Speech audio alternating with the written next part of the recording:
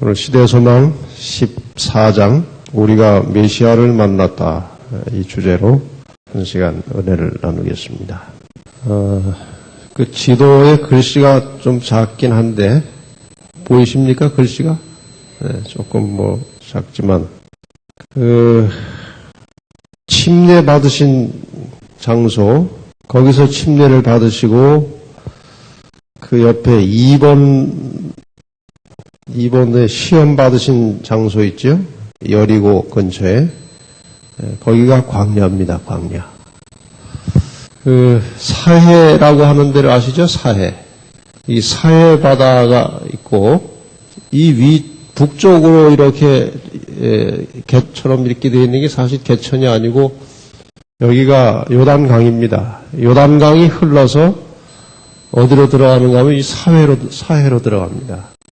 예수님께서 이제 여기에서 침례를 받으셨 것 같아요. 이 요단강 어느 줄기에서 침례를 받으셨고, 그 다음에 여기가 여리고입니다. 여리고.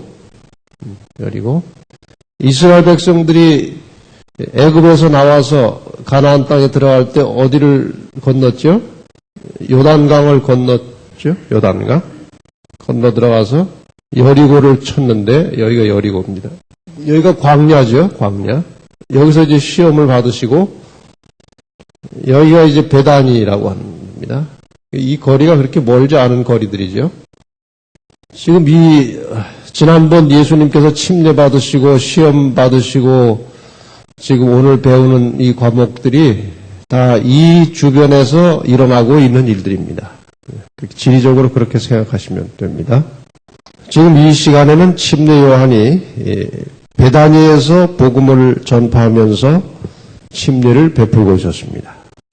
근데 그 당시 그 산해드린 회원들이 침례 요한을 어떻게 처리할 것인지에 대해서 상당히 고심을 했습니다. 아주 그 백성들에게 인기가 올라가고, 그 당시 산해드린 회원들은 또 유대 관원들은 백성들에게 무섭게는 보였지만 존경은 못 받았습니다.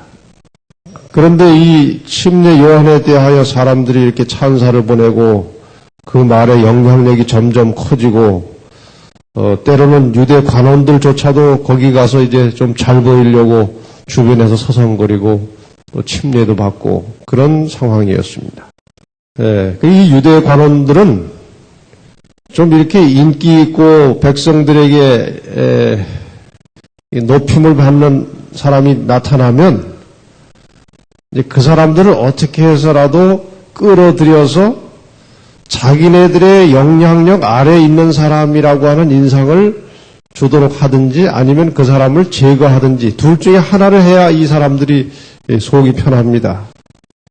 그래서 지금 이 침례 요한을 어떻게 다룰 것이냐에 대하여 의논을 하다가 한번 가서 좀 만나서 그 상태를 파악을 하고 신분을 좀 정확하게 살펴서 오라고 이게 대표단을 만들어서 파견을 했습니다. 그래서 요한복음 1장 19절로 이제 이 사건을 관련된 말씀을 읽어보면 5번의 묻는 말과 대답하는 말이 나옵니다. 유대 관원들과 이 침례 요한 사이에 문답이 5번이 나와요. 내가 누구냐 하고 물으니까 침례 요한이 나는 그리스도가 아니라, 물론 여기 배경이 나와 있죠. 요한복음 1장부터 보면 이제 이 문답이 나오죠. 두 번째 질문, 내가 엘리야냐? 뭐라고 그랬습니까? 나는 아니라, 엘리야 아니다. 3차 질문은 내가 그 선지자냐? 아니다. 그 다음에 네 번째 질문은 누구냐? 우리를 보낸 이들에게 대답하게 하라. 지금 이 산해드린 회원들이 대표단을 구성해서 보냈기 때문에 거기서 뭔가 그 요한의 신분에 대하여 정확하게 파악을 해가지고 가서 보고를 해야 됩니다. 지금 이게 그 이야기예요. 누구냐? 우리를 보낸 이들에게 대답하게 하라. 그렇게 다시 또 물었어요. 그랬더니 뭐라고 대답했습니까? 같이 한번 읽어보십시다. 시작. 너는 선지자 이사야의 말과 같이 주의 길을 곧게 하라고 광야에서 외치는 자의 소리로다. 주의 길을 곧게 하라고 광야에서 외치는 자의 소리로다. 대답이 어렵게 나왔습니다. 이 관원들이 이게 무슨 말인지 잘 못 알아듣는 대답이 나왔어요. 5차 질문입니다. 광야에서 외치는 자의 소리가 뭔지는 잘 모르지만 네가 그 자격으로 어찌하여 침례를 주느냐? 나는 물로 침례를 주거니와 너희 가운데 너희가 알지 못하는 한 사람이 섰으니 곧 내 뒤에 오시는 그이라. 나는 그의 신들매 풀기도 감당치 못하겠노라 하더라. 지금 질문은 뭐 이런저런 인간적 질문을 하고 있는데 침례 요한은 그 질문의 요지와는 별 관계없이 자신의 신분과 자신의 사명을 이야기하고 있습니다. 우리가 다른 사람에게 진리를 증거할 때에 그 묻는 말에 대하여 의심에 대하여 이것저것 대답해주고 뭐 묻는 말 가지고 씨름하다 보면은 그 본래 의도가 다 사라지고 엉뚱한 결론이 나올 수 있어요. 우리 그리스도인은 항상 복음을 다룰 때에 복음 그 자체를 사람들에게 증거하고 설명하고 가르치는 일이 필요하지 뭐 이게 세세한 것 가지고 그렇게 씨름해서는 안 된다는 것을 우리가 여기서 교훈적으로 배울 수 있어요. 원칙을 진리를 있는 그대로 제시하는 것입니다. 침례 요한의 대답에서 보면 그는 자기의 사명을 분명히 알았습니다. 자기는 말씀이 아니고 빛이 아니고 말씀을 그리스도를 알리는 소리다. 나는 소리다. 그리고 자기의 신분에 대해서는 내가 소리를 통해서 나타내는 그 말씀, 그 예수 그리스도, 그분의 신들매 풀기도 나는 감당치 못할 사람이다.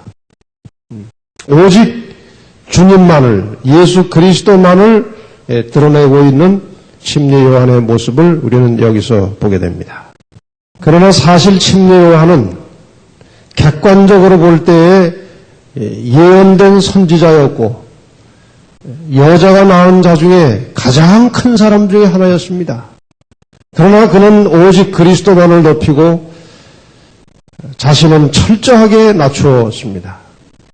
침례 요한에 대하여 마태복음 11장 14절에 보면 예수님께서 친히 침례 요한에 대하여 말씀하시기를 오리라 한 엘리야는 말라기 4장 마지막 절에 나오는 엘리야입니다. 오리라 한 엘리야가 곧 이 사람이니라.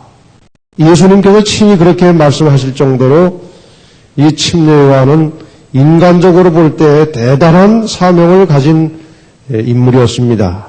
그러나 그는 그리스도 앞에 자기 자신을 소리에 불과한 것으로 나타냈고 그는 또 예수 그리스도의 신들매 풀기도 감당치 못할 사람이라.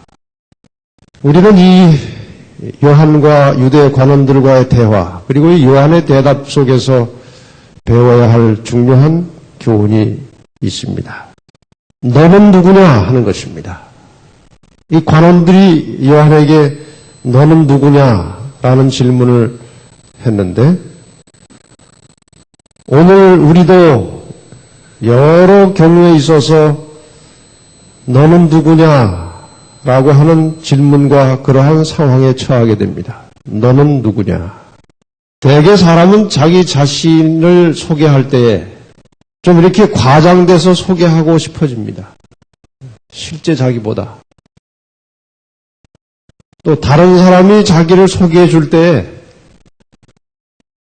좀 이렇게 높여서 꽤 대단한 사람이라고, 영향력 있는 사람이라고 그런 소개를 받기를 은근히 사람이 다 원합니다.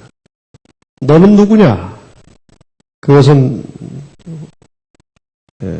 우리의 그 욕망 자체는 자기가 더 이렇게 과장되게 또 과대평가되어서 그렇게 소개되기를 원하고 또 그렇게 소개하기를 원하지만 그것은 인간적인 생각이고 하나님의 자녀들은 요한처럼 자기 자신은 아무것도 아니고 연약하고 초라한 인생임을 인정하는 그러한 겸손한 모습이 우리 모두에게 필요합니다. 우리가 스스로 자신을 소개할 때 요한처럼 말씀, 예수 그리스도를 전하는 소리라고 그렇게 자기 자신을 소개할 때 그것이 아마도 함께 영광이 될 것입니다. 다른 사람이 우리를 평가할 때는 참 진실한 그리스도인이다. 열심히 믿는 사람이다. 겸손한 사람이다.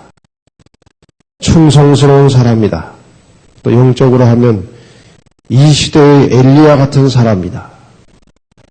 다른 사람에게는 그렇게 비춰져야 마땅하고 자기 스스로는 자기가 아무것도 아닌 그저 그리스도를 증거하는 하나의 소리로서 자기 자신이 낮아지는 그러한 자기 간증, 자신의 연약함을 인정하는 그러한 겸손한 모습이 우리에게 필요합니다.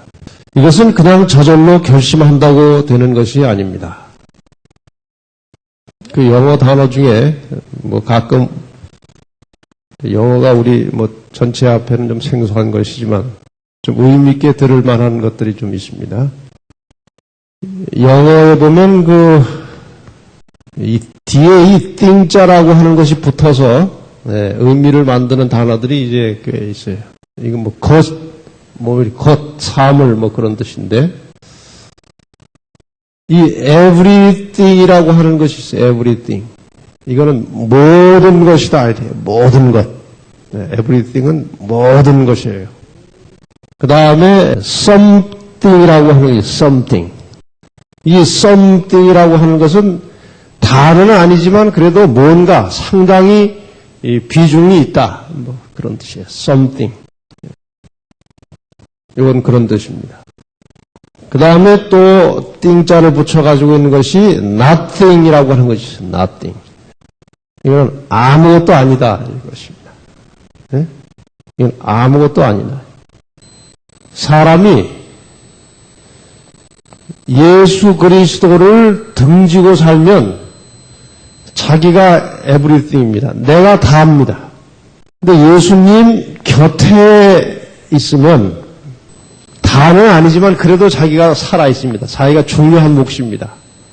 다는 아니에요. 그러나 자기가 상당히 중요한 몫이에요. 근데 예수께서 우리 안에 계시면 나는 아무것도 아닙니다. nothing.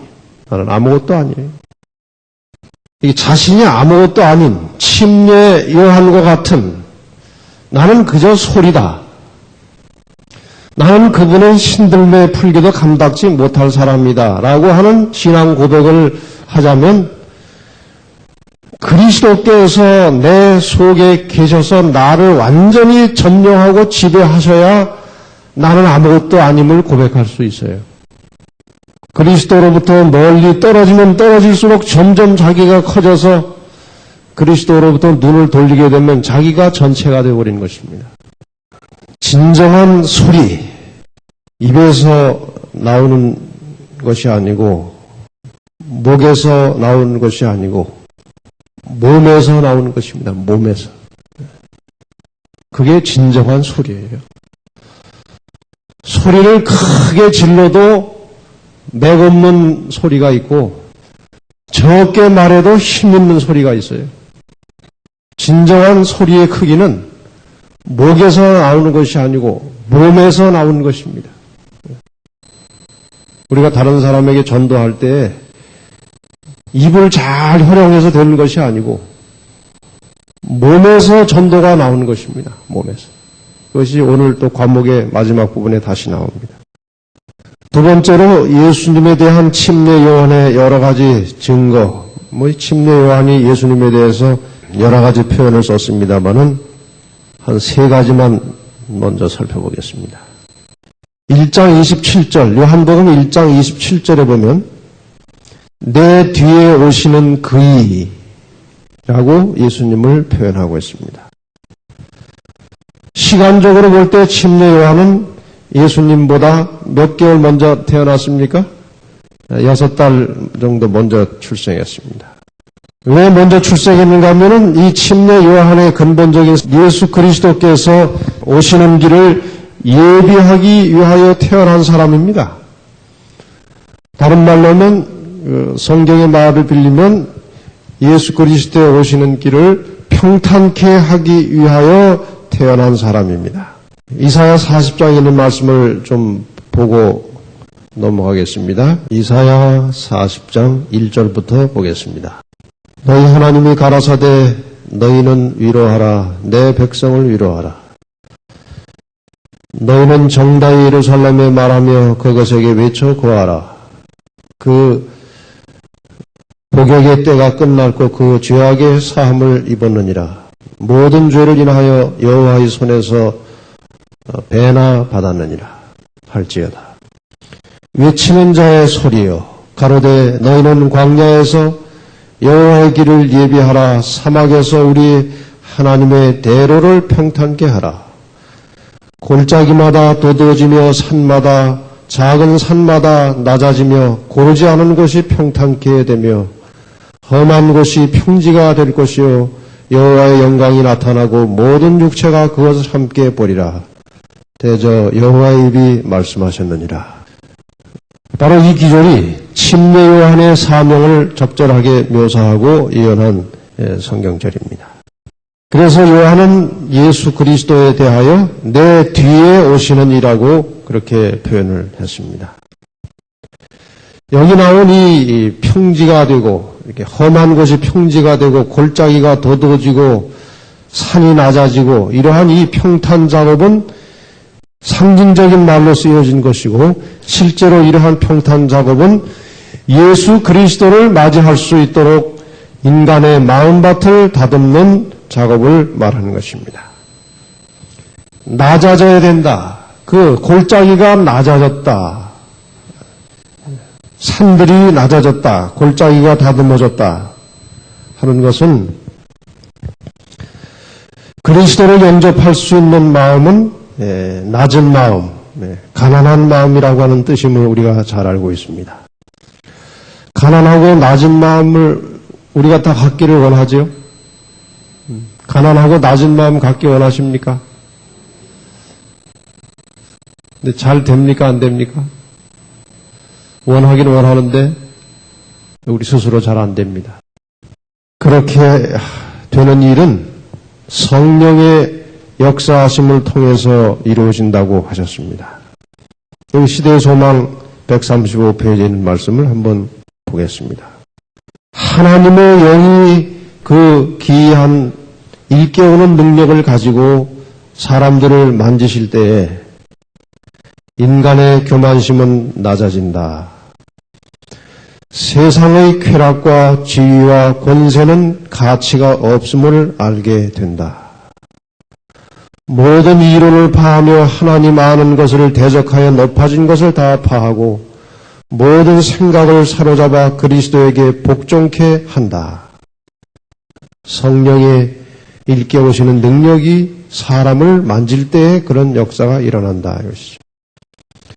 사람들 가운데서 그토록 과소평가되던 겸비와 자기 희생적인 사랑이 유일하게 가치 있는 것으로 높여진다. 이것이 바로 복음 사업이요 요한의 기별도 그것의 일부였다. 우리가 바라고 원하는 참된 그리스도인의 모습은 인간의 결심만 가지고 되지 아니하고 성령의 일깨우시는 능력을 통해서 성령께서 우리의 마음을 만지실 때에 교만심이 낮아지고 세상의 모든 것들이 정말 무가치한 것을 깨닫게 되고 그리스도께 복종하게 되고 겸비와 자기 희생이 얼마나 가치 있는 것인지를 깨닫게 된다. 자기 자신이 성령의 이끌림을 받고 사는지 혹은 유교를 따라서 사는지 그것을 분간할 수 있는 굉장히 중요한 지표가 여기 나와 있습니다. 자꾸 교만심이 일어나고 있다. 자꾸 자기를 드러내고 싶다. 자기를 높이고 싶다. 그것은 성령과 떨어져 있다는 증거입니다. 세상의 것들이 매력이 있다. 세속적 지위, 혹은 명예, 칭찬, 이런 것들이 나에게 꽤 중요한 것으로 생각이 된다. 성령과 멀어져 있는 것입니다. 희생이 어렵다. 그리스도를 위하여, 이웃을 위하여 자기를 희생하는 것이 참 어렵다. 성령과 멀어져 있다는 것입니다. 사랑하는 우리 교회 가족 여러분들이시여, 저나 여러분이나 다 주님 뜻대로 살기를 원하는 사람들입니다. 그렇지 않습니까? 주님을 닮고 싶은 사람들입니다. 그것이 우리의 소원입니다.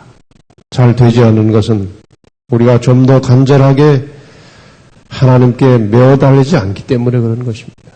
좀 열렬하게 간절한 심령으로 자신이 낮아지고 세상의 것들이 매력이 없고 겸비하게 되고 자기 희생적인 사람이 될 수 있도록 우리 하나님께 매어달려서 간절히 기도하고 성령의 어루만지심을 체험하시게 되기를 바랍니다. 그것이 우리를 바꿔놓는 것이지 다른 것은 아무런 힘이 없습니다. 또 침례 요한이 예수님에 대하여 자주 언급한 대표적인 표현 하나는 그가 하나님의 어린 양이라는 것입니다. 왜 하나님의 어린 양이라고 하는 표현을 썼을까? 구약시대 전체를 걸쳐서 죄인들이 제사에 사용하던 양은 비록 그것이 상징적으로는 예수 그리스도를 나타내는 것이지만 인간의 양이었습니다. 그러나 지금 여기 계신 이 예수 그리스도, 인간의 모습을 가지고 이 땅에 내려오신 예수 그리스도, 그분은 지금물의 실체이신 하나님의 양이었습니다. 그래서 침례 요한은 예수 그리스도를 향해서 하나님의 어린 양이라고 하는 표현을 여러 번 썼습니다.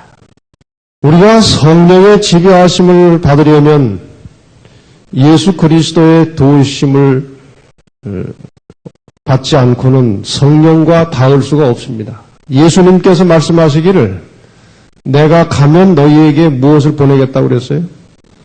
보혜사 성령을 보내겠다고 그랬습니다. 그리스도께서 성령을 우리에게 보내셔서 우리로 하여금 말씀을 생각나게 하시고 말씀을 순종할 수 있는 의지와 능력과 믿음을 주시고 그분이 우리를 다스리고 계십니다. 그래서 모든 사람들은 매일의 생활 속에서 세상의 죄를 짊어지시고 십자가에 피 흘려 돌아가신 예수 그리스도를 날마다 바라보는 삶이 필요합니다. 좀 전에 여기 말씀드린 대로 그리스도에게로부터 눈을 떼어서 돌리는 순간 우리 스스로가 무엇인가 되어버리고 하는 것입니다.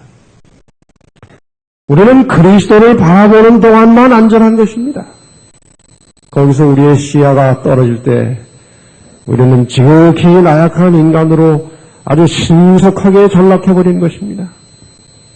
우리가 이 신앙생활을 하다 보면은 정말 애쓰고 하나님 뜻대로 살고자 경건하게 사는 사람들이라 할지라도 아주 지극히 평범한 인간으로 돌아가는 것이 한순간입니다. 한순간이에요. 이 자석이 있죠, 자석. 자석이 있으면은 여기다 이렇게 못을 하나 이렇게 대놓으면 여기다 이렇게 클립 같은 거 이렇게 하나 걸면 붙어에 떨어져요. 요 쇠붙이를 요 자석에 붙은 못에다가 이게 아주 강한 자석일 경우에 여기 쇠붙이 하면 붙어에 떨어져요. 붙어 있어요. 붙어 있습니다. 그래서 이 못이 스스로는 자력이 없지만 강한 자석에 붙어 있으면 스스로 자력이 생겨서 다른 사람, 다른 쇠붙이도 이렇게 끌 수 있는 힘이 있어요. 그러나 이 못이 자석에서 떨어지는 순간 아무런 맥이 없습니다. 그것으로 끝입니다. 저는 이 점에 있어서 상당히 부담과 책임감을 느끼게 됩니다. 화요일에 또는 금요일에 안식일에 계속 말씀을 전하는 사람. 근데 제가 이 예수님께 붙어있지 않으면 전할 자력이 없는 것입니다. 아무것도 아닙니다. 그래서 이 생명력 있는 살아있는 말씀을 전하기 위해서 참 투쟁을 하긴 하는데 부족함을 느낍니다. 여러분, 저를 위해서 기도를 많이 해주시기 바랍니다. 제가 잘못되면 교회가 피해를 보는 것입니다. 제가 개인적으로도 기도를 하겠지만 여러분이 많이 해주시기 바랍니다. 그리스도로부터 분리되는 순간 우리는 아무 기력이 없는 사람들이에요. 항상 세상 죄를 짊어지고 십자가에 피 흘려 돌아가신 예수 그리스도를 바라보시는 삶을 사시기를 바랍니다. 그럴 때 우리의 삶은 어떻게 바뀌어질 것입니다. 우리가 피 흘려 돌아가시는 그리스도를 바라보고 있는데 어떻게 다른 사람들을 미워할 수 있겠습니까? 하늘의 왕으로서 이 땅에 인성을 쓰시고 오셔서 십자가에 돌아가신 예수 그리스도를 바라보고 있는데 어떻게 우리가 교만할 수 있겠습니까? 요한이 즐겨 쓰던 이 표현, 하나님의 어린 양을 바라보라고 하는 이 말씀이 우리의 생활 속에 살아있게 되기를 바랍니다. 또한 요한은 그가 나보다 먼저 계셨다고 요한복음 1장 30절에 말하고 있습니다. 아까는 내 뒤에 오시는 이라고 말했는데 지금은 서로 상반되는 듯한 표현을 쓰고 있습니다. 그가 나보다 먼저 계셨다는 것입니다. 그 어린 양은 요한이 이 땅에 태어나기 전에 이미 계셨던 분입니다. 만물이 있기 전부터 존재하신 창조주이시며 하나님이십니다. 그 하나님이 친히 어린 양이 되셨고 사람이 되신 것입니다. 얼마나 기이하고 놀라운 사랑인지. 근데 그 시대의 소망에 보면은 지금 이제 침례를 받으시고 침례 받으실 때 그 영광을 입으시고 이제 광야로 가셔서 40일 동안 금식을 하고 돌아오신 예수님의 모습에 대하여 시대의 소망 137페이지와 8페이지에 이렇게 표현하고 있습니다. 지금의 그는 창백하고 쇠약하고 여유어서 선지자 요한밖에는 아무도 그를 알아보지 못하였다. 너무 초라한 모습으로 바뀌어졌습니다. 침례 받을 때보다 훨씬 초라하고 여유고 볼품없는 모습을 가지고 나타나셨습니다. 그 다음에 이제 이 글을 제가 좀 천천히 읽겠습니다. 이 시대의 소망과 한 장을, 한 챕터를 이렇게 2페이지로 이렇게 압축하기가 참 그 어려운 작업임을 할 때마다 느껴요. 우리도 이와 같은 모습을 지녀야 되겠다고 하는 마음에서 이 글귀를 이제 끄집어냈습니다. 한번 보십시다. 예수를 바라본 사람들은 그의 얼굴에 하늘의 동정과 뚜렷한 능력이 어우러져 있는 것을 보았다. 모든 눈길마다 얼굴 전체에 겸손과 말할 수 없는 사랑의 표정이 깃들어 있었다. 그가 비록 얼굴은 여유고 창백해 보였지만 그 눈동자 하나하나가 사람을 바라보는 그 눈빛이 정말 겸손하고 말할 수 없는 사랑의 표정이 그 얼굴 전체에 스며 있었다 이것입니다. 그는 영적 감화의 분위기에 둘러싸여 있는 듯이 보였다. 그의 태도는 온순하고 겸손한 반면에 숨길래야 숨길 수 없는 능력을 느끼게 하는 인상을 사람들에게 주었다. 여기 그리스도인의 이상적인 모습이 상당 부분 그려져 있습니다. 그리스도인의 표정에는, 그 겉모습에는 겸손과 사랑의 표정이 있어야 된다는 것입니다. 그리고 태도가 아주 온순하고 겸손해 보이지만 온순과 겸손하다고 해서 사람이 아주 맥이 하나도 없는 그렇게 멀은 사람이 돼서는 또 안 된다 이겁니다.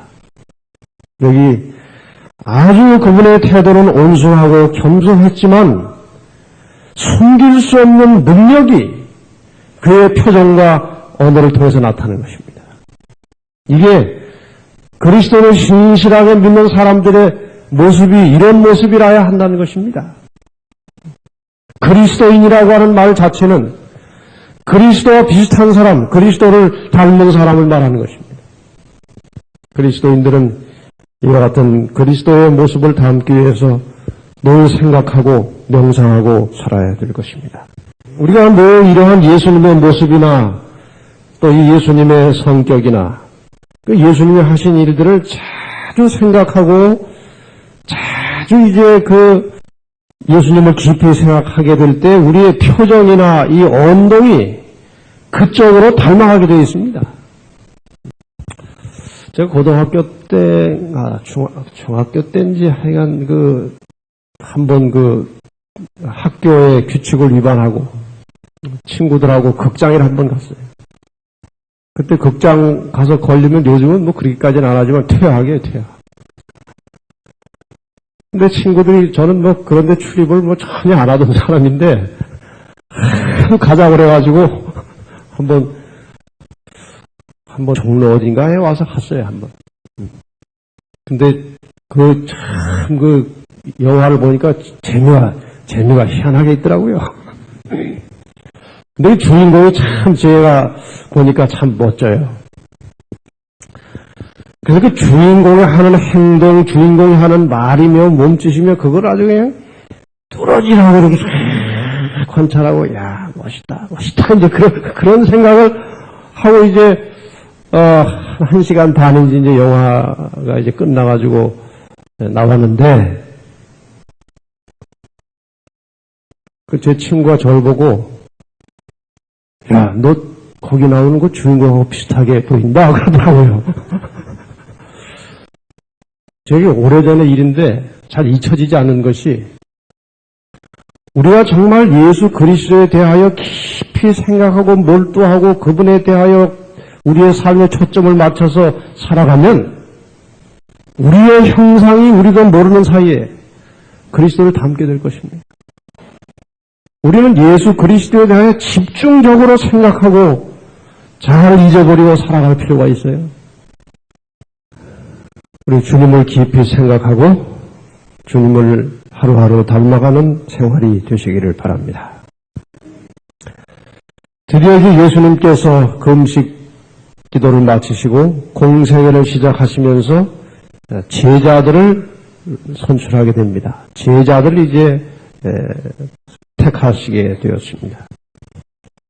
예수님께서 최초에 택하신 제자는 요한이 자기 제자를 예수에게 소개해서 예수님에게 두 제자가 먼저 생기는 것입니다. 이런 면에서 보면 침례 요한이 참 훌륭한 사람이에요. 침례 요한 자신도 지금 굉장한 인기를 얻고 있고 많은 사람들이 추앙하고 있고 따르고 있어요. 인간적으로 볼 때는 뭐 아주 상당히 우쭐할 수 있는 그런 상태입니다. 근데 보면은 그 모든 영광을 자기 사명을, 자기의 신분을 잊어버리지 않고 그 모든 영광을 예수 그리스도에게 돌리는 그 모습은 정말 존경할 만한 것입니다. 더군다나 자기를 따르는 제자들까지도 예수님께로 이렇게 안내해서 예수의 제자가 되게 하는 것은 대단히 훌륭한 일이라고 생각됩니다. 그래서 요한이 자기 제자인 안드레와 요한을 예수님에게 보내서 그의 제자가 되도록 그렇게 안내합니다. 이날 밤 이 안드레와 요한은 예수님과 긴 이야기를 나누었고 깊은 감동을 받고 그분의 제자가 되기로 결심했습니다. 안드레는 즉시 그 형제 시몬에게 가서 그리스도를 소개했습니다. 소개하면서 한 말이 뭡니까? 우리가 메시아를 만났다. 이건 안드레가 자기 형제 시몬 베드로에게 한 말입니다. 우리가 메시아를 만났다. 베드로는 형제 안드레의 이야기를 듣고 주저함 없이 그냥 바로 가서 예수님의 제자가 됩니다. 이것이 베드로의 성격이에요. 그 다음에 이제 예수님께서 직접 처음으로 불러낸 제자는 빌립입니다. 예수님께서 빌립을 불러서 나를 따라오라고 하셨습니다. 그랬더니 빌립이 예수님을 만난 후에 즉시 누구에게 가서 소개를 합니까? 나다나엘에게 가서 그리스도를 소개합니다. 나사렛 예수. 이 나사렛 예수라고 하는 데는 빌립도 약간의 의심이 포함된 말입니다. 나사렛인데 거기서 예수가 나오셨어. 그랬더니 나다나엘이 나사렛에서 그렇게 그런 사람이 나올 리가 있냐. 그게 아주 험한데. 그랬더니 이 빌립이 설명을 자세히 할 수 없으니까 한 말이 뭡니까? 와보라 이게. 와서 보라. 그래서 또 나다나엘과 예수님의 대화가 좀 있었고 나다나엘이 예수님의 제자가 됩니다. 그래서 초기에 5명의 제자가 며칠 사이에 생겨났습니다. 이 나다나엘은 다른 제자들 이름 나오는데 나옵니까? 안 나옵니까? 안 나오죠? 이 나다나엘이 그 12제자 중에 누구일까를 학자들이 다각도로 연구했는데 정확하진 않지만 바돌로메라고 하는 것이 거의 정해져 있습니다. 바돌로메. 여기 나온 나다나엘은 다른 부분에서 제자 이름 나타날 때 바돌로메에 해당한다고 학자들이 주장하고 있습니다. 근데 이 제자들, 초기에 형성된 5명의 제자들의 성격이 각각 또 다릅니다. 요한은 이 5명의 제자들 가운데 여러분 자신은 어디에 속하는지 한번 잘 생각해 보십시오. 요한은 진실하고 정이 깊으며 열정적이고 사려 깊은, 생각이 깊은 사람이었다. 요한은 열정적이기 때문에 약간 급한 면도 있었습니다. 그래서 우레의 아들이라는 별명이 있었어요. 근데 성격이 급하지만 진실할 수 있어요. 그러니까 성격 급하다고 진실함이 없는 것은 전혀 아닙니다. 그건 동시에 가질 수 있는 성격이에요. 안드레는 좀 차분하고 조용한 사람 같은데 어떤 특성이 발견되는가 하면 자기 가진 것을 부지런히 나눠주고자 하는 성격입니다. 그런 분들도 계시죠, 교인들 가운데. 그냥 있으면 그냥 누구 주고 싶어서 그냥 항상 이렇게 나누는 분들이 계시는데 그건 안드레 형입니다. 안드레 형. 베드로는 아주 충동적이고 그러면서도 따뜻하고 인정이 많고 또 야심이 있고 자만심이 가득 찬 사람이었습니다. 그의 특성을 주님께서 보시고 그 장례를 읽으셨습니다. 이미 베드로를 만나는 순간, 그 이전이라 할지라도 예수님은 그가 마지막에 그리스도를 전파하다가 십자가에 거꾸로 돌아갈 것까지 보셨습니다. 그래서 당장 보기에는 그가 아주 충동적이고 성격이 급하지만 그의 그 성격을 이 신앙 쪽으로 활용하면 큰 일꾼이 될 것을 보시고 그도 예수님께서 택하셨습니다. 빌립은 말씀을 들으면 즉시로 순종하는 사람이었습니다. 어떤 분들은 하나님 말씀 드리면은 어떻게 해서라도 빨리 순종해 보려고 하는 그런 형이 또 있죠. 빌립 형입니다. 나다나엘은 은밀한 기도의 사람이었고 간사함이 없었고 진리를 찾는 정직한 마음의 욕구가 있었다. 그렇게 표현되어 있습니다. 우리 모든 사람들은 제각각 다른 인간성과 개성을 가지고 있습니다. 이러한 개성들이, 이러한 각 개인이 가지고 있는 특성들이 잘못 사용될 수도 있습니다. 그 열정과 야망이 그릇 나가면 정치가도 될 수 있고 또 아주 잘못된 방향으로 빠질 수도 있지만 우리의 모든 각기 그러한 개성들이 하나님의 손에 들려져 사용될 때 그것은 엄청난 에너지를 발산하게 되는 것입니다. 여러분 가지고 계신 것이 어떠한 것이든지 간에 그것을 하나님의 손에 맡겨서 하나님이 사용하시도록 의지하시기를 바랍니다. 우리가 열정적으로 그 길을 찾을 때 하나님께서는 우리를 사용하실 것입니다. 여기 시대서만 141페이지에 있는 말씀, 인간적인 권위의 지도를 신뢰하는 한 아무도 진리에 구원하는 지식을 얻지 못할 것이다. 우리는 나다나엘처럼 하나님의 말씀을 스스로 연구하고 성령의 깨우쳐 주심을 위하여 기도해야 한다. 무화과 나무 아래에 있던 나다나엘을 보신 분은 은밀한 곳에서 기도하고 있는 우리도 보실 것이다. 빛인 세계에서 내려온 천사들은 겸손하게 하늘의 지도를 구하는 자들 가까이에 있다. 여러분 개인적으로 하나님의 말씀을 깊이 살피고 성령의 깨우쳐 주심을 위하여 기도하며 하나님의 지도를 받으시길 바랍니다. 교회 와서 성경 배우고 말씀 듣는 것만 가지고 만족하시지 말고 개인적으로 말씀을 기도하면서 말씀을 깊이 상고하고 하나님의 뜻이 무엇인지 분별하고 성령의 지도를 따르도록 그렇게 끊임없이 살아 움직이는 말씀의 종들이 되시길 바랍니다. 여기 안드레나 또 빌립의 활동을 통해서 우리가 배울 것은 전도하는 일입니다. 우리는 끊임없이 받은 바 진리와 이 보화와 같은 말씀을 다른 사람에게 알려야 할 사명과 책임이 있습니다. 시대서만 141페이지에 있는 말씀 읽습니다. 일생 동안 그리스도를 안다고 고백하면서도 단 한 사람의 영혼도 구주께로 이끌기 위하여 개인적인 노력을 해보지 않은 자들이 있다. 그들은 모든 일을 목사에게 맡겨버린다. 목사는 자기의 부르심을 위해서는 자격을 잘 갖추고 있을지 모르지만 하나님께서 교인들이 행하도록 맡기신 일을 할 수는 없다. 이 말씀을 잘 유념하시기를 바랍니다. 목사는 교인이 해야 될 일들을 대신할 수는 없다는 것입니다.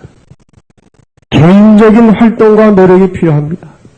영혼을 위해서, 복음을 나누는 일을 위해서 개인적인 노력이 필요하다는 것입니다. 그 노력은 이것입니다. 우선적으로, 근본적으로 그 노력이란 이런 것입니다. 영혼을 그리스도께로 인도하는 가장 효과적인 방법 가운데 하나는 우리의 일상생활에서 그리스도의 품성을 실증하는 것이다. 다른 이에게 끼치는 우리의 감화는 우리의 말보다 우리의 사람됨에 더 크게 좌우된다. 사람들은 우리의 논리에 도전하고 반박하고 우리의 호소에 반대할지도 모른다. 그러나 사심 없는 사랑의 생애는 그들이 반박할 수 없는 논증이다. 그리스도의 온유하심으로 특징 지어진 언행 일치의 생활은 세상에서 한 능력이 되는 것이다. 제가 한 이야기를 드리고 마치겠습니다. 제 고등학교 동창 중에 한 친구가 이제 중국어과를 갔어요. 외국어 대 중국어과를 가서 중국어를 전공했습니다. 대만에 가서 이제 중국말로 신학을 또 4년을 공부했습니다. 그리고 36대학 대학원에 와서 또 한국말로 신학을 또 2년을 공부했어요. 근데 이 친구가 이제 처음에 어디에 부르심을 받아서 일을 했는가 하면 청암학교에서 이제 부르심을 받아서 일을 했어요. 근데 이 친구는 언변이 전혀 없어요. 박력도 없어요. 얼마나 순수하고 단순한지 몰라요. 정말 단순한 사람이에요. 그 친구 앞에서는 절대로 농담을 할 수가 없어요. 무슨 말이든지 진심으로 받아들이는 것입니다. 저한테 한번 그런 얘기를 해요. 자기가 김포공항에서 제주도 가려고 했는데 비행기가 이렇게 몇 시간이 늦어져가지고 아주 가깝게 했대요. 거기 빨리 가야 되는데 그래서 죄가 없을 때에는 비행기를 안 타도 그냥 막 이렇게 갈 수 있었는데 죄 때문에 이렇게 시간, 공간 제한을 받고 이렇게 사는구나. 그런 생각이 들어가지고 하나님께 기도를 했대요. 하나님, 제 죄를 다 좀 깨끗하게 용서 좀 해주십시오. 아주 간절한 마음으로 기도했다는 거예요. 기도를 하고 이제 속이 깨끗해진 그런 마음이 들어가지고 팔을 막 쥐었대요. 날아보려고. 죄가 없으니까 이제 또 날 수 있을 것 같아가지고. 근데 웃으면서 하질 않아요. 얼마나 진지하게 하는지. 그래서 내가 막 날아보려고 했는데 안 떠. 제가 그 앞에서는 웃었는데 그 친구는 끝까지 웃질 않고 아주 진지하게 얘기하는 거예요. 근데 청암학교에서 이제 일을 하는데 가끔 그 교사들 이렇게 수양을 했어요. 제가 그때 여기 앞에 청소년부 있을 때 교육부 일을 같이 했기 때문에 한국삼육, 청암, 태강삼육 이렇게 교사들 모여서 이제 수련회를 비슷하게 하는데 그 청암학교 교사들이 이제 제 주변에 와서 하는 이야기가 뭐 이름을 제가 말해도 괜찮을 것 같아요. 이장호 전도사님을 자기네들은 너무 존경한다는 거예요. 정말 훌륭한 분이라고 그래요. 근데 그 사람이 수 쓰는 사람도 아니고 무슨 굉장한 능력 있는 사람도 아니에요. 근데 그 아주 진지하고 단순함에 그 머리가 잘 돌아가는 교사들이 그 앞에 고개를 숙이는 거예요. 그게 능력입니다. 그 친구가 여기저기 다니다가 삼육대학 중국어과 교수로 갔어요. 근데 몇 년 하더니 내가 할 일이 아니라는 거예요. 내가 지금 이거 중국어 교수하려고 중국어를 한 것이 아닌데 내가 왜 여기서 이러고 있는지 모르겠다고 자청해가지고 교수 자리 버리고 대만에 목회하러 또 갔어요. 사람의 능력은 언변에 있는 것도 아니고 무슨 수 안에 있는 것도 아니고 그리스도를 닮은 경배하고 진지함에 능력이 있는 것입니다. 우리 모두 다 우리 주변 사람들에게 말은 유창하지 않을지라도 뭐 대단한 능력은 없어 보일지라도 우리의 삶을 통해서 그들에게 감화가 되고 그들에게 돈이 될 때 말 한마디 한마디에 능력이 역사하여 사람을 회심시키고 주님께로 이끄는 결실이 나타날 것입니다. 아무쪼록 우리의 모든 삶이 주님을 닮은 능력 있는 삶이 되어서 많은 사람들에게 빛을 전해주고 빛으로 안내하는 주님의 신실한 일꾼들이 되시기를 간절히 바랍니다.